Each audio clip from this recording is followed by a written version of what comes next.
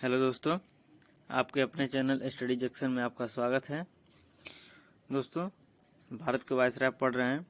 इसमें से अगला हमारा वायसराय होने वाला है जेम्स फोर्ड, जिसका कार्यकाल चलेगा 1916 से 21 तक।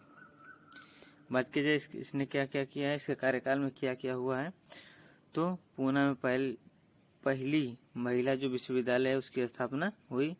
इसी के दौरान 1919 का रोलेट एक्ट आता है, जिसमें ना अपील, ना दलील, ना वकील का कानून लागू होता है। और इसी के समय 1919 गवर्नमेंट ऑफ इंडिया एक्ट आता है, जिसमें प्रांतों में द्वैत शासन लागू हो गया। फिर इसी के काल के दौरान 1920 में असहयोग आंदोलन होता है। नेक्स्ट वायसराय देखते हैं दोस्तों, रीडिंग। इसके काल में भारतीय विश्वविद्यालय की स्थापना होती है। किसके द्वारा? तो गुरु रविन्द्रनाथ टैगोर द्वारा। और बात की जाए यह भारतीय विश्वविद्यालय कहाँ पर होता है, तो शांति निकेतन के अंतर्गत होता है। अब बात आती है शांति निकेतन की, तो शांति निकेतन 41वीं यूनेस्को की विश्व धरोहर है। बात की जाए विश्व का पहला लिविंग हेरिटेज कौन सा है, तो यह भी भारतीय विश्वविद्यालय ही विश्व का पहला लिविंग हेरिटेज है। और इसकी स्थापना भारतीय विश्वविद्यालय की 1921 में होती है। रीडिंग के कार्यकाल 21 से 26, और रीडिंग के कार्यकाल में ही केरल में मोपला विद्रोह होता है। नेक्स्ट देखते हैं दोस्तों, इरविन का कार्यकाल इंपॉर्टेंट है, क्योंकि इसके अंतर्गत बहुत सी घटनाएं होती हैं। गोलमेज सम्मेलन, भगत सिंह को फांसी, बटलर कमीशन, अन्य। तो देखते हैं इसका कार्यकाल चलता है 1926 से 1931 तक।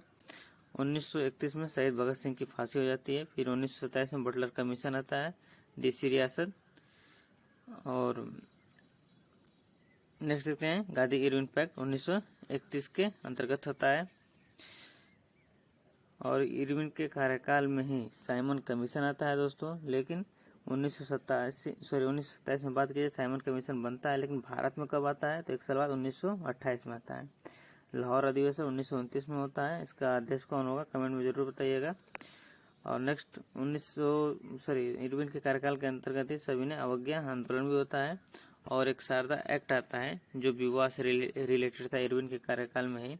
जो शारदा एक्ट है, इसमें क्या होता है कि जो लड़कियों की उम्र है शादी की 14 वर्ष कर दी जाती है, और लड़कों की उम्र 18 वर्ष कर दी जाती है।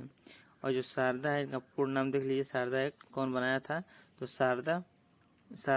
हरविलास शारदा बनाने वाले थे।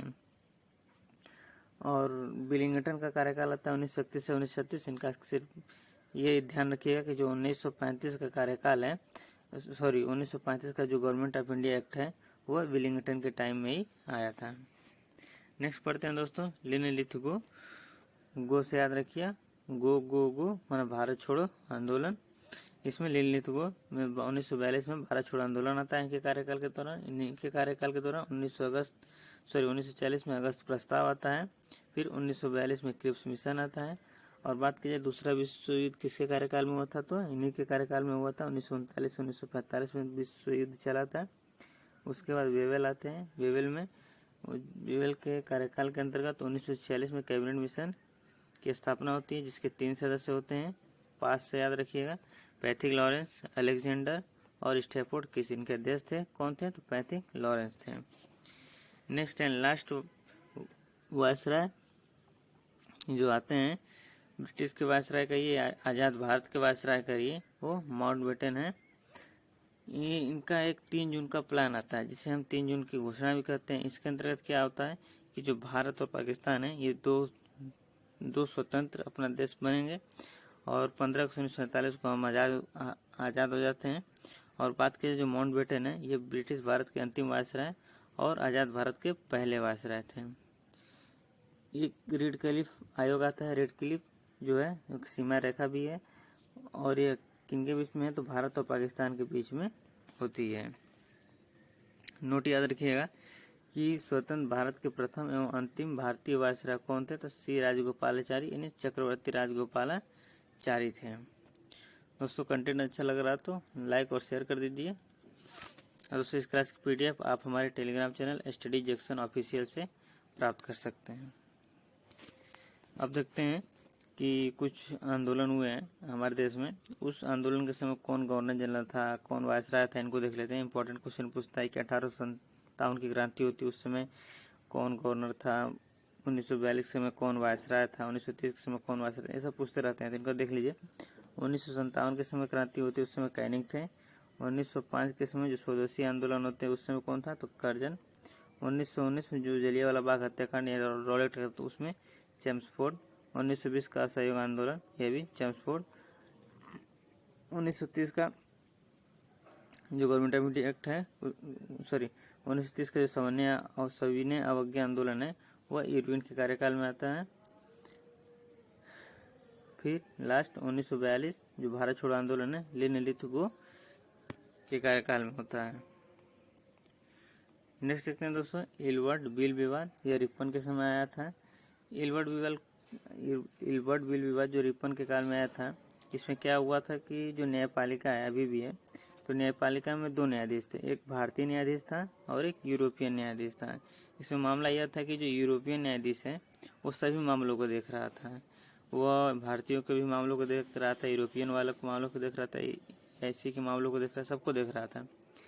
लेकिन जो भारतीय न्यायाधीश था वो केवल भारतीय मामलों को देख रहा था, तो यहाँ पर भेदभाव प्रतीत हो रहा था, तो भेदभाव हो रहा था, इसलिए इस भेदभाव को अंत करने के लिए एक इलवर्ट बिल आया, और इसका विरोध किसने किया, यूरोपियन लोगों ने ही किया, तो यूरोपियन श्वेत लोग थे, इसलिए इसे श्वेत विद्रोह भी कहते हैं। नेक्स्ट दोस्तों, अब पढ़ते हैं कांग्रेस का अधिवेशन।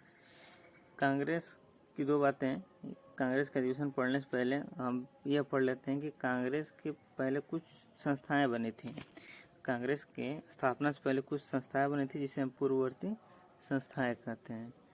तो कांग्रेस की पूर्ववर्ती संस्थाएं कौन कौन सी हैं, उनको हम देख लेते हैं। संस्था का नाम आता है लैंड होल्डर सोसाइटी, जो कि 1838 में स्थापना होती है। इनके संस्थापक कौन थे, तो द्वारिकानाथ टैगोर। यह लैंड होल्डर सोसाइटी किस लिए था, तो जमींदारों के हितों की रक्षा के लिए था। नेक्स्ट देखते हैं ब्रिटिश इंडियन एसोसिएशन, जो की स्थापना होती है 1851 ईस्वी में। राधा कांत देव इसके संस्थापक होते हैं। नेक्स्ट ईस्ट इंडिया एसोसिएशन 1866 में स्थापना होती है, और DBN इसके संस्थापक थे दादा भाई नौरोजी।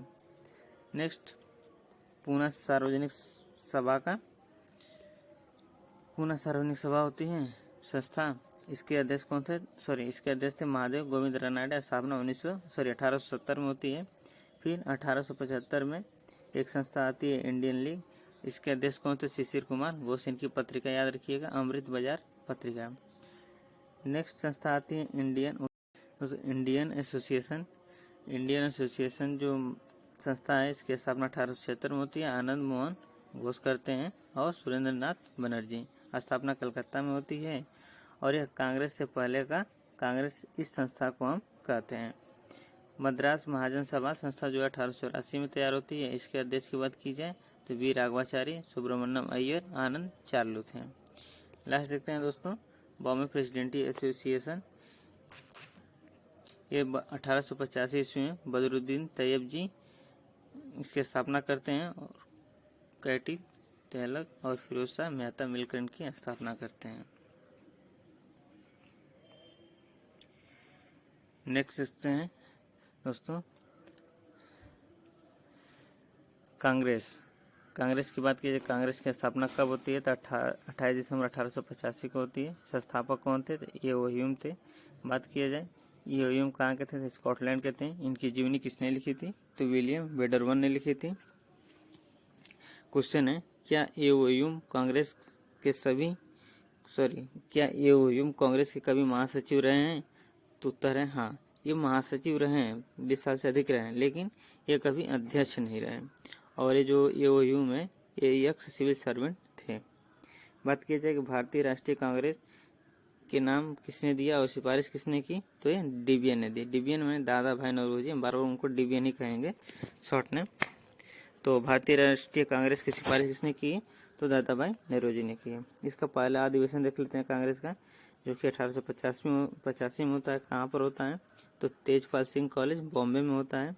ये होना था पूना में, लेकिन वहाँ पर प्लेग हैजा बीमारी होने के कारण यह बॉम्बे में शिफ्ट हो जाता है। उसके देश की बात की जाए तो WC बनर्जी यानी व्योमेश चंद्र बनर्जी थे। इसमें कितने लोगों ने भाग लिया? तो 72 लोगों ने भाग लिया था। इस समय वायसराय कौन था? डफरिन था। और भारत सचिव कौन थे? तो क्रॉस थे। नेक्स्ट कथन है दोस्तों, कांग्रेस की स्थापना हो गई। अब कांग्रेस के बारे में कुछ विद्वानों ने कथन दिया है कि कांग्रेस है क्या। तो लाला लाजपत राय ने कहा है कि कांग्रेस जो है डफरिन के मस्तिष्क की उपज है। और अश्विनी कुमार दत्त ने कहा है कांग्रेस 3 दिन का तमाशा है, ये केवल 3 दिन जगता है, उसके बाद सो जाता है। उसके बाद करजन ने कहा था कांग्रेस का मॉल भरभरा कर गिरने वाला है। और बाल गंगाधर तिलक ने कहा था यदि वर्ष में एक बार मेढक की तरह टटराएंगे तो हमें कुछ भी नहीं मिलेगा। मतलब यदि हमें आज़ादी चाहिए तो वर्ष में एक बार टटराने से कुछ नहीं होगा, हमें और भी कुछ करना होगा। नेक्स्ट बात करते हैं कांग्रेस की स्थापना के 2 सिद्धांत थे।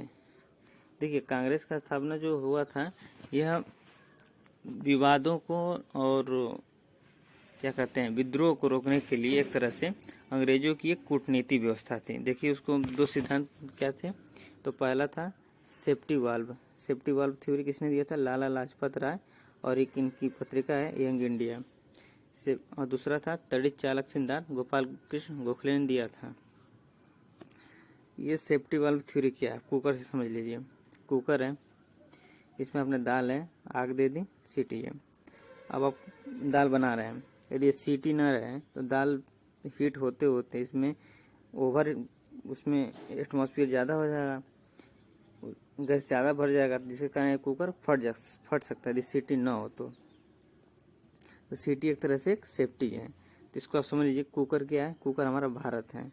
और दाल क्या है? असंतोष है। और आग इंग्लैंड है। मतलब भारत में इंग्लैंड के द्वारा जो असंतोष हो रहा है, जो उनके कारनामों का जो असंतोष हो रहा है, उन असंतोषों से विद्रोह न हो, इसलिए एक सीटी कांग्रेस के रूप में आ गई।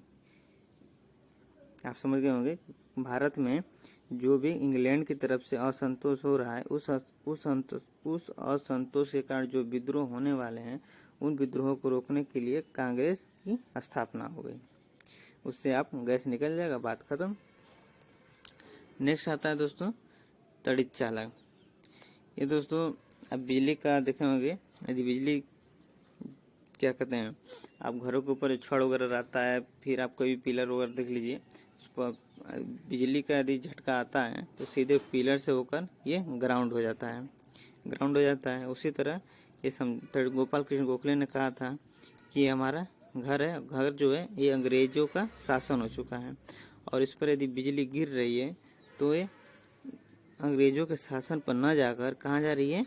वो ग्राउंड हो जा रही है, मतलब साइड हो जा रही है। देखिए यहाँ पर बिजली क्या है? तो ये असंतोष है, और जो ग्राउंड हो रहा है ये ग्राउंड ये कांग्रेस है। मतलब अंग्रेजों के शासन के द्वारा जो हमें असंतोष मिल रहा है, तो उस विद्रोह को रोकने के लिए, हमें असंतोष होगा तो हम विद्रोह करेंगे, उस विद्रोह को रोकने के लिए कांग्रेस की स्थापना करके लोग क्या कर रहे हैं? इस विद्रोह को शांत कर दे रहे हैं ग्राउंड करके, मतलब कांग्रेस की स्थापना करके। दोस्तों क्लास यहीं तक थी। क्लास कैसी लगी कमेंट करके ज़रूर बताइएगा, और दोस्तों में भी शेयर कर दीजिए। दोस्तों कुछ लोग केवल PDF के चक्कर में रहते हैं कि PDF ले लेते हैं और पढ़ते नहीं हैं। तो दोस्तों हमारी क्लास ज़्यादा लंबी नहीं होती है, 15 से 20 मिनट की क्लास होती है। तो आप देख लिया कीजिए, आपका शॉर्ट रिवीजन भी हो जाएगा, 2.0 की स्पीड भी कर लिया कीजिए। और दोस्तों संडे को क्लास नहीं होती है, तो कल की क्लास नहीं आएगी, नेक्स्ट क्लास मंडे को आएगी। थैंक यू दोस्तों।